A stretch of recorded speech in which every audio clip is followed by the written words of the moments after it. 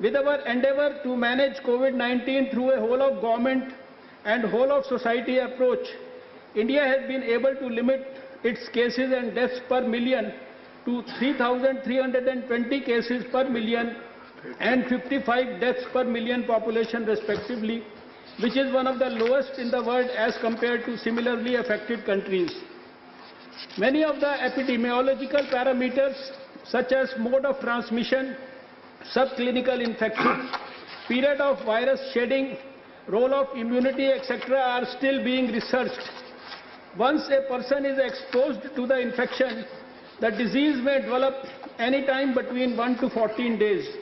The main symptoms of COVID are fever, cough, and difficulty in breathing. In our country, about 92% of the cases are reported to be having mild disease.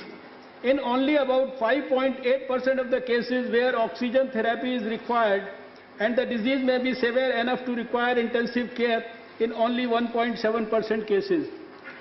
Sir, the increasing magnitude of this outbreak in India called for a preemptive, proactive, graded and whole of government, whole of society approach built around a comprehensive strategy to prevent infections, save lives and minimize impact.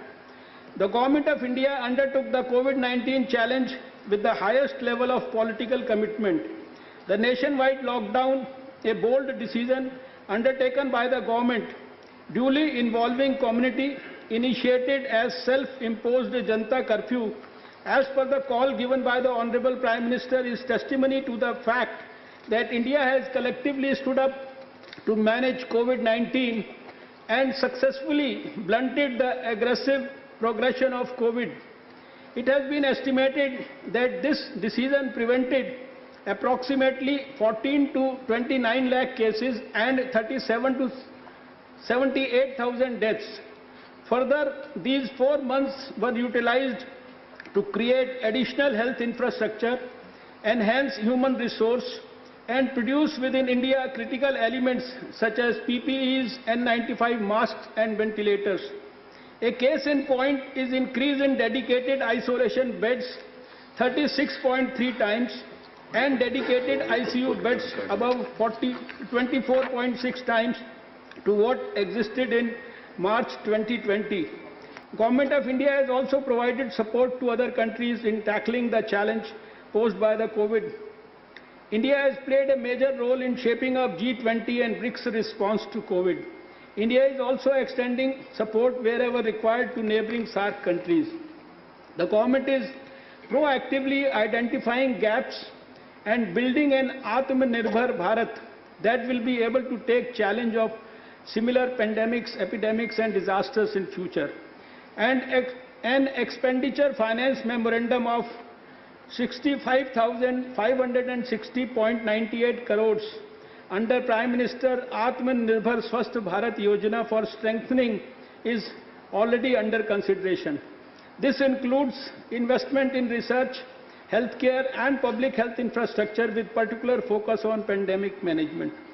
I would urge all the honorable members of Parliament that battle for COVID is still far from over.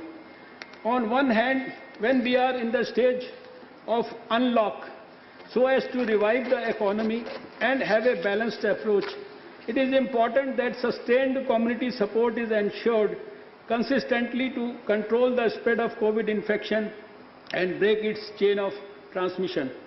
Your support is crucial to create awareness in your respective constituencies for COVID-appropriate behavior.